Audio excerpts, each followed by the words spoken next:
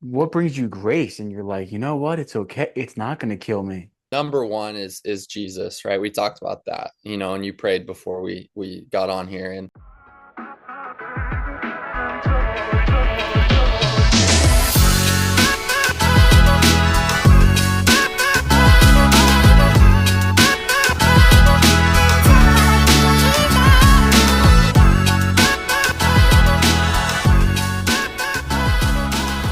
Sweet.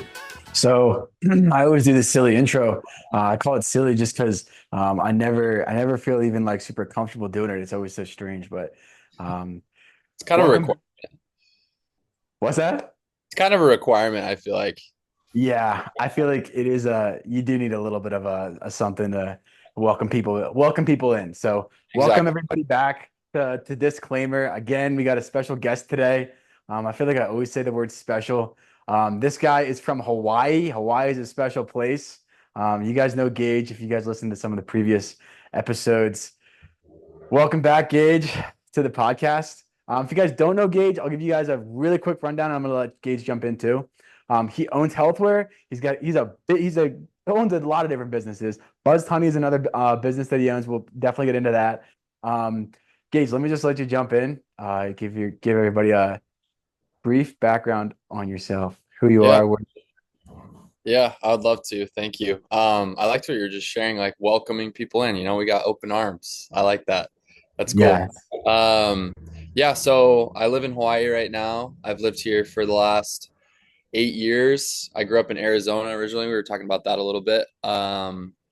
And I'm a personal trainer, a health coach, nutrition coach. So I work at a gym out here. I work remotely for a telemedicine company and kind of do my own on the side. So super passionate about health and wellness. We'll dive into that. But yeah, I love Hawaii. I love to surf. Just got out of the water, woke up, got in the water. I live pretty close to the beach. It's the dream. It's kind of something I've tried to make a priority. I love to be outside, and I feel like the ocean is healing, and so it's a good place to be. Thank you for having me on. of course, brother. Thank you for sharing that. Speaking of the water, we got a Hurricane Kiko coming your way. I know we were just chatting Yeah, about that. Is yeah, that yeah. how's that So, looking? luckily, I think it's going to be okay. We'll probably get hit with some heavy rain. It looks like it's going to hit just north of us, and I'm on the North Shore, so I'll probably get the worst of the rain, but it's weakening as the days go on. The first initial warnings were pretty bad. It was like category 4 maybe a day or two ago, and then it went down to category 3 yesterday.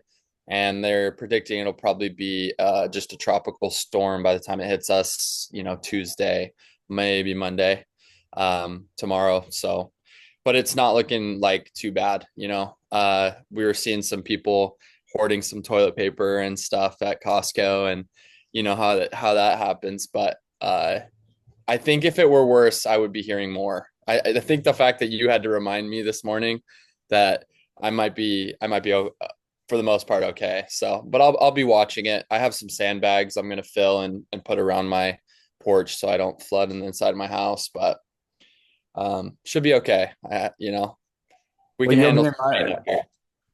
you'll be in my prayers, and hopefully, people listening, you can pray for Gage that Hurricane Kiko doesn't Yeah. mess anything up too Yes. bad. Let's have it be minor. No, I was gonna bring up though, did you hear about the tsunami after the earthquake in Russia? It was like maybe a month ago or so. No. So I wasn't even on island. I was actually traveling. I went East Coast. I was at a friend's wedding, and then I was staying with my parents for a little bit. My dad turned 50. It's a good trip, but I left, and then the day after, I get all these calls from my girlfriend, my good friends, and they're like, "What are you gonna do? What are you gonna do?" I was like, "What are you talking about?" And they're like, "The tsunami." And I'm like, "What?" And so I start hopping on Google tsunami Hawaii, like, and it was like state of emergency declaration by the governor and the state, and like get to high ground, like there's going to be a tsunami, it's going to be really bad, all this stuff. And so I'm calling all my friends, I'm calling my girlfriend, she just gets off work. I'm like, what are you going to do? Whose house are you going to? Trying to coordinate with people, make sure people are safe. And like I knew that like there's nothing I could do about my stuff. I didn't really care, but I was like, I'm probably going to come back and nothing's going to be here, hopefully. like, I won't, I was like thinking about stuff that I had left on the floor, if there was like flood and like all this stuff. Anyways, it comes down to it. It's the time change where it was like 7 p.m. Hawaii. I think I was Mountain Standard Time at the time. So it was like 10, 11 p.m. Wherever I was trying to stay up and, coordinate with people. And like finally, by the time it was supposed to hit, they like kind of downgraded it and were like, oh, uh, it's not really gonna hit. But everyone like evacuated, like the whole city and town that I live in and everything, and everyone was kind of getting out, and it's just wild. This was only like a month ago, but it never really hit. Like we had a little bit of a surge in a town a little north of here called Haleiwa, and it like messed up a little bit of the boat harbor. Some of the boats kind of hit the dock, but it wasn't. I mean, we have bigger waves every winter than whatever happened. So it was just crazy how much they kind of warned us, but it never hit. And it was kind of interesting because I'm thinking like they have the technology, they have the buoys out there that were tracking it, and I don't know, it was just interesting. I'm happy that everyone was safe. I don't want a big tsunami by any means, but I was just like, what? Like they made everyone evacuate, and I don't know. Better safe than sorry. But I'm just curious if that you didn't hear about it because it's like obviously it was a super big deal over here. So it's just interesting. Yeah, I mean, you and me are probably pretty similar. We probably don't chip in or like listen to the news a ton. Yeah, Like, I mean, I I the don't reason have I ever. like unless I'm yeah, like there's just a part of it can be regardless of what you consume, it can be very draining. Whether it's like too much social media, too much news. Yeah, it can be I mean, you're kind of a product of what you consume. But yeah, I'm grateful that that didn't mess you guys up. It's interesting. It seems like it's more common than not when like a hurricane, a tsunami. I don't want to jinx anything because I feel like now I'm going to be jinxing it, but like it's typically like, oh, it's going to be way worse than it is, and then it's a lot, a lot less type thing. And luckily, it's better that way than the other way where it's, they say it's nothing, and then it's, yo, your house is gone. Yeah, yeah, So totally. I think natural disasters are crazy. Like it's such an interesting topic. Like like movies and like media portrayal of them and how they're uh like it's like a fear based thing, like it's like the worst thing that could happen. I remember like being a kid, a child, like hearing about tornadoes and the worst ones and hurricanes and tsunamis and thinking like they were going to be a bigger part of my my life and I was going to have to worry about them, or like volcanoes or uh quicksand. Like I was like, oh shoot, I better watch out for quicksand. That's going to be the worst thing ever. But I've never encountered quicksand, so it's just an interesting thing. But no, you're right. I think having it be less bad than it is always better. I think there's been I think the worst ones are always the ones where they don't think it'll be as bad and then it is. And so people aren't prepared, right? I think like some of the biggest hurricanes. I don't remember the one that hit just recently in like New Jersey and New York. Was that Harvey? That one was really bad, right? Recently, yeah, and yeah, bad in Florida, right? yeah. That I don't even recall how recent that was. It was a couple months ago, I think. I forget. I don't remember all the different details. Yeah, But it's interesting. but you, Yeah, go ahead. I was just gonna say, like you mentioned fear. Like it's interesting how you can create so much fear around a natural disaster. You can create so much fear around anything, right? Like it's kind of what this. I mean, sure, you should probably be careful about like these things. Yeah, You definitely gotta like these things can do serious damage, but like the fear you can create around a storm or like a natural disaster, it is so instant. Everybody's locked in, like it's all people talk about, think about, you know. Um, but fear is such a, I mean, we can kind of talk more about that. That's so the other day, yeah. I was gonna you say this meant, ties in. yeah, the other day, you mentioned this new word to me that I didn't even know what it was. And this is all related to fear. So you mentioned the word orthorexia. And I had no idea what that was. And then as we're on the phone, I'm Googling this because I'm like, what the heck is, I'm trying to like figure out what you're talking about. And what I learned was that I related to that word way more than I thought. And I was like, how come I've never even heard of this word? So I'll let you give the definition just because you're the one that told Oh, me the I don't. word. I was gonna say I was hoping that you would have it pulled up because Oh, okay. I You don't know know what? the I'll look it actual up. dictionary definition. I know what it means, but I don't know the dictionary definition. I know it's like it is a clinical like diagnosis. Like you can be diagnosed with this, but there are like elements of it where you can kind of have those feelings and that, the anxieties. But yeah, I want to hear what it is. Okay. So the dictionary definition of it is orthorexia is a term that describes an obsession with healthy food. Or I'm sorry, orthorexia is a term that describes an obsession with eating healthy food. And I was like, whoa, literally me. So um I kind of went down a little bit of a rabbit hole with that. Not a rabbit hole, but I ended up like looking more into it a little bit and just like how many people really struggle with it. It's a lot of people. And I'd never heard of this word before. And it's something that you and me were both talking about that we both struggle with. I want to kind of center it around you. And I want to ask you, like, number one, like, how did you get to that point of obsessing about eating healthy food? And again, if you're willing to share, whatever you're willing to share, I'm just curious what got you to that point, and then I want to dive into how you're managing it now. Yeah, that's a great question.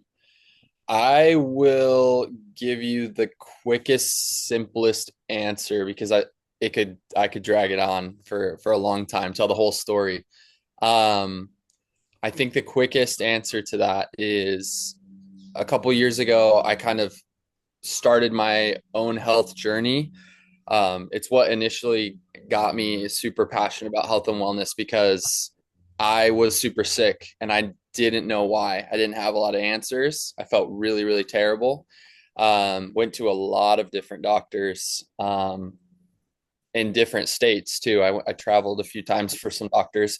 Um, Nobody gave me any answers and any specific answers that also like correlated with the other answers I was getting from other doctors, if that makes sense. I was getting a bunch of different answers or no answers, right? Like, oh, we don't know, or we might be this, whatever.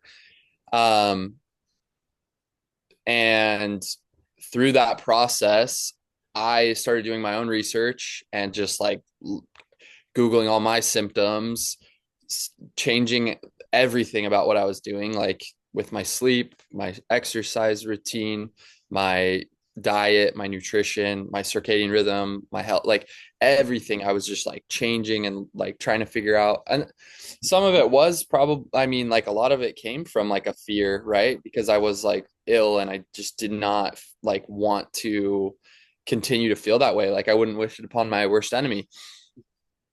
But because of that, I became super regimented and super like optimized. And I started finding all these different, health biohackers and influencers and stuff, and just like learning from all of them and applying little things that actually started to help me, right? Like overall, it ended up helping me for the most part because I feel great now, like I feel better. I never got help from any specific doctor or medication or the kind of traditional route that I was like kind of searching for, which was frustrating, very frustrating. Um, but because of that, it like caused me to become super routine, regimented, like about my health, right? Diet, nutrition, or exercise, sleep, all the things. Um, and so that kind of led me down the rabbit hole of like I'm not clinically diagnosed with any of orthorexia or anything, but I saw little flashes of that or things that were unhealthy obsessions of uh you know that's where it kind of came from, where I would see it in my life is because of that whole process and experience. Even now that I'm better, and healthy. And we talked about this. Like I still kind of struggle with it from time to time. It's much better, and it's like um, something I'm always working on, right? But the reason that I still struggle with it is for fear, right? It's I don't want to go back to that. I don't want to be sick again. So I don't want to fall into bad habits or things that would probably cause that. And ultimately at the end of the day, I think I told you this on the phone too. I don't know what it was that why I was sick. I think it was like chronic stress. I think I was in a home that had mold toxicity, so I was exposed to that. I never got it tested. I moved out and I started feeling better after I had moved out, and also done all these other things, a lot of different supplements and saunas and, exercise, getting outside and just uh, trying to optimize everything. But I don't know if that really answers it fully, but that's kind of like why I still struggle with it, and where it kind of came from was my health journey, I would say. Thanks for sharing that. What is like you mentioned the word fear again. Like I feel like we kind of keep coming back to that. What does letting go of this fear kind of look like for you? Like you mentioned that it kind of comes and goes. How do you navigate the fear of, yeah, how do you navigate the fear? So I mean, it's a daily battle, right? Figure it Mm, out. Um, I would say that some of the biggest things I do are just like mental reframings, right? Like affirmation, not like affirmations, because I don't know, that sounds kooky to me sometimes.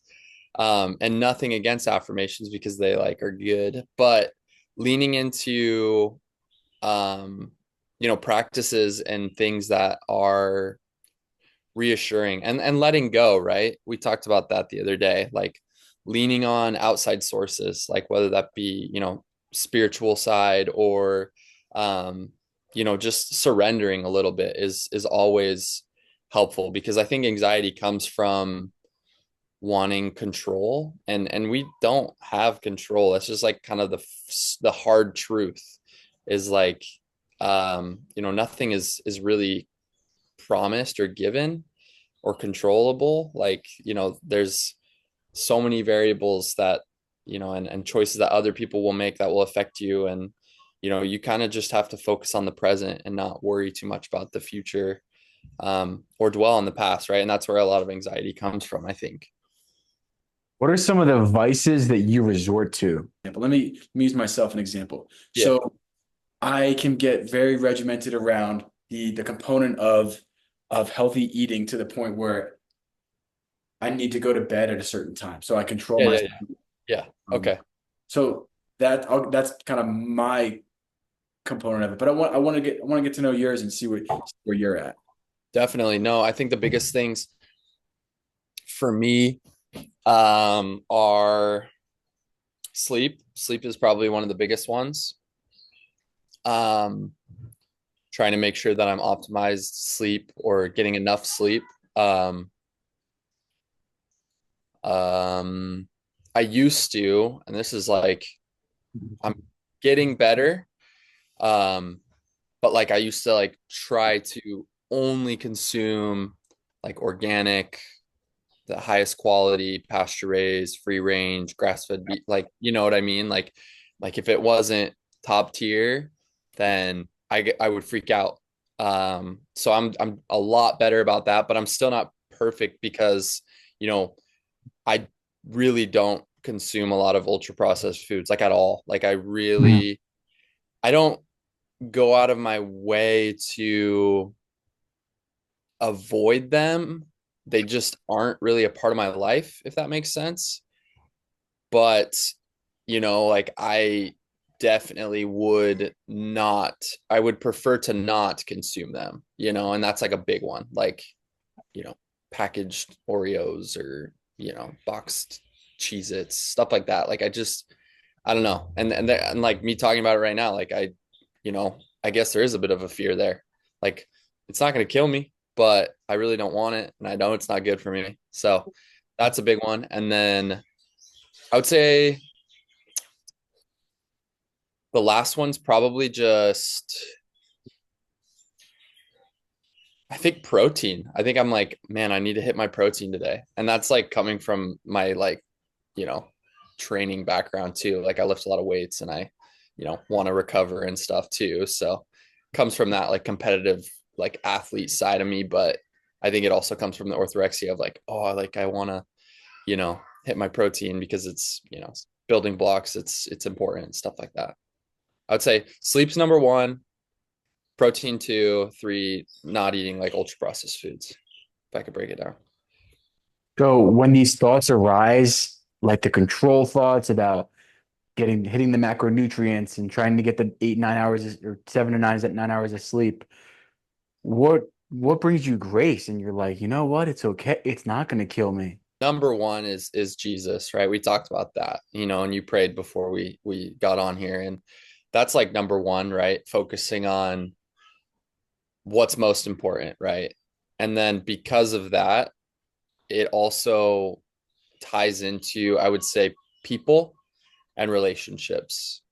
Um, my family, my girlfriend, and then just like people, right? Like my mom was a great example and would always teach me that people are most important. People are what's most important, right? Um, most arguments and fights like that I would have with my siblings or my parents or anybody. And even you see it across the board with politics, um, religion, just any fights. It's like people start to argue over things and matters that aren't important compared to people, right? They lose their. Can you still hear me? Just want to make Yeah. sure. I don't know what's going on with my camera. Oh, you're good. You're good. It's good now. It looks good. But yeah, I would say people, relationships, right? That's good. So the other day you said this to me, Gage. You said, with all the division, we got to give ourselves more grace.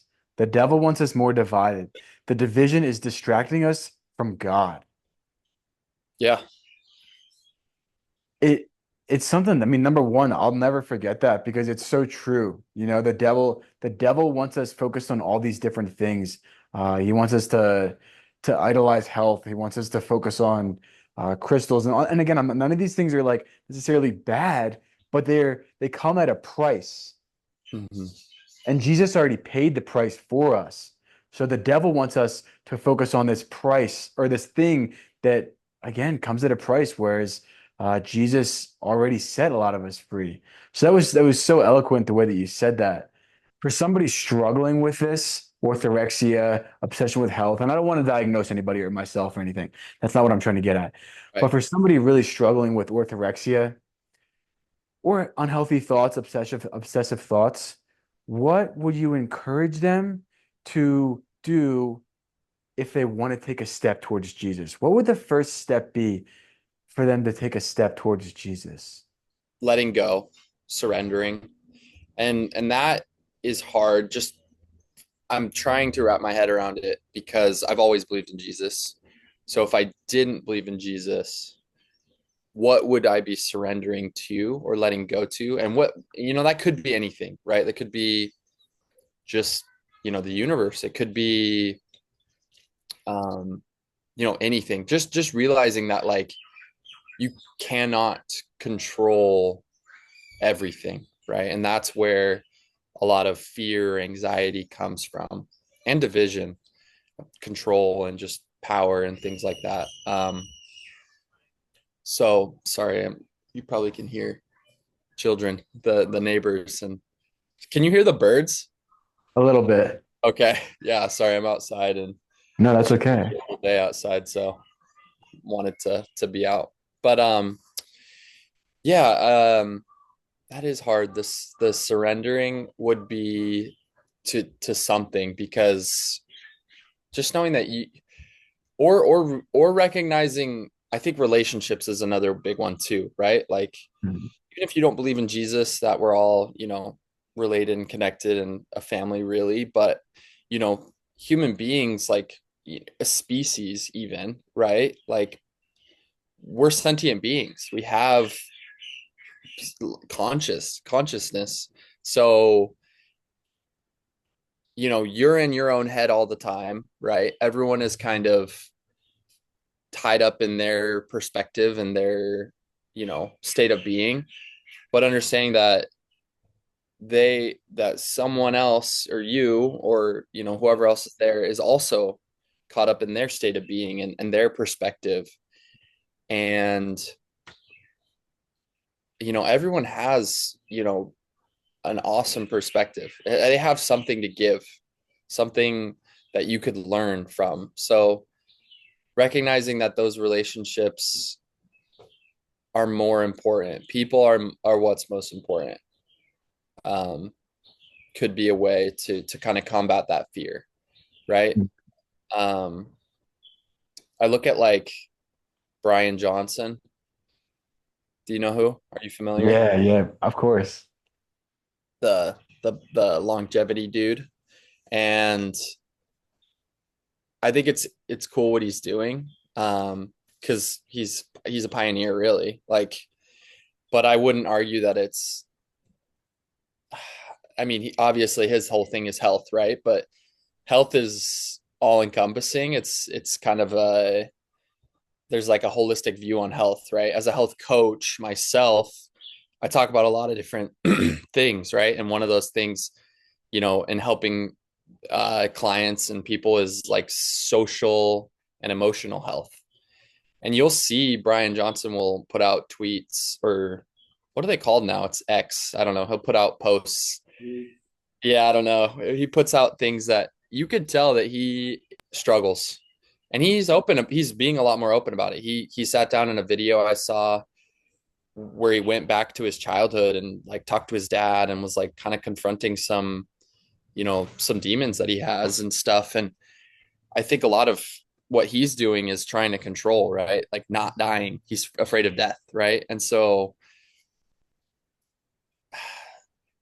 I don't know, this is a very complex topic. I feel like I'm kind of just talking in circles, but there's a lot of thoughts I have about it. It's super interesting. What you're saying makes a lot of sense, and I agree. I think we can go in so many different directions with it, just because it is such a vast and complex topic. Because I think the most complex topic component of it is you said earlier a while ago on the phone. It's a journey, you know.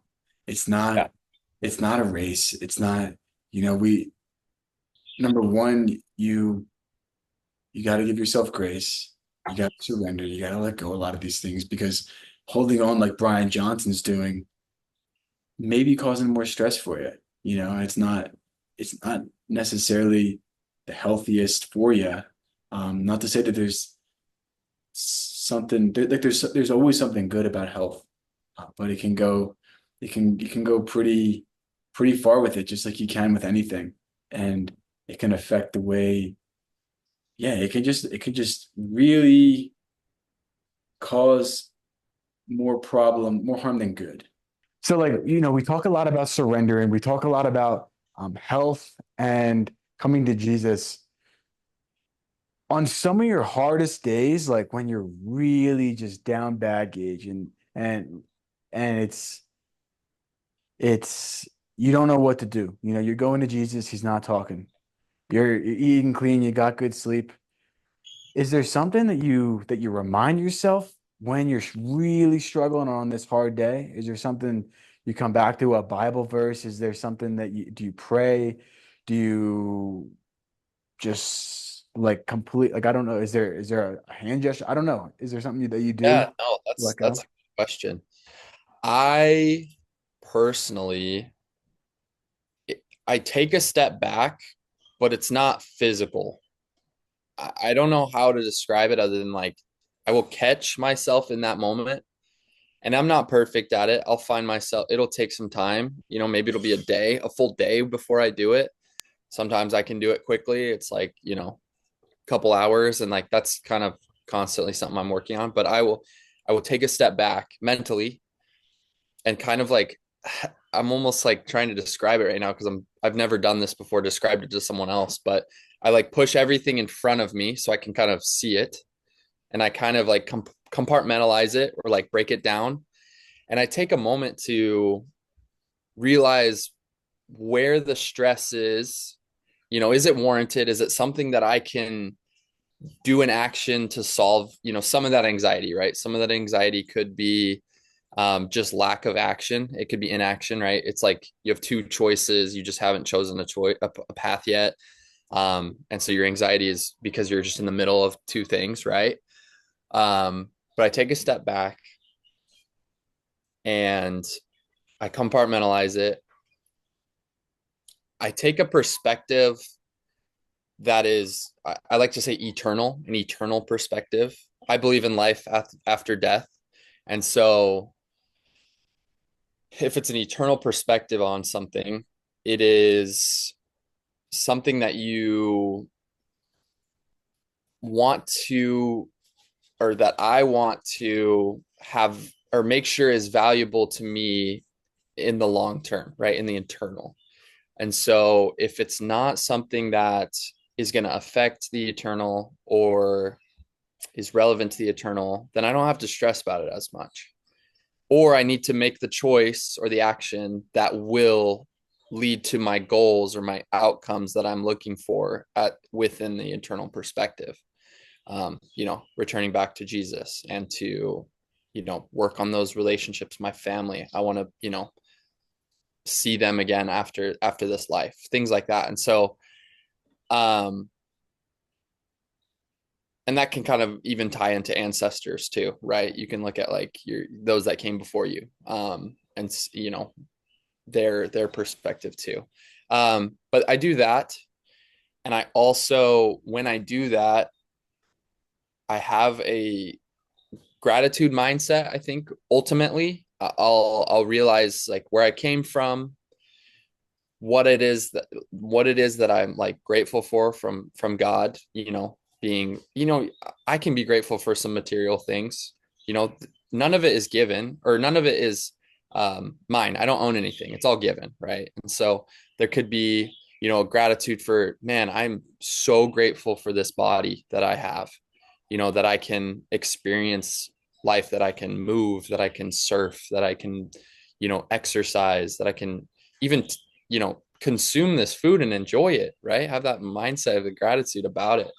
Um, so gratitude is like huge. That's probably number one is what I'll do.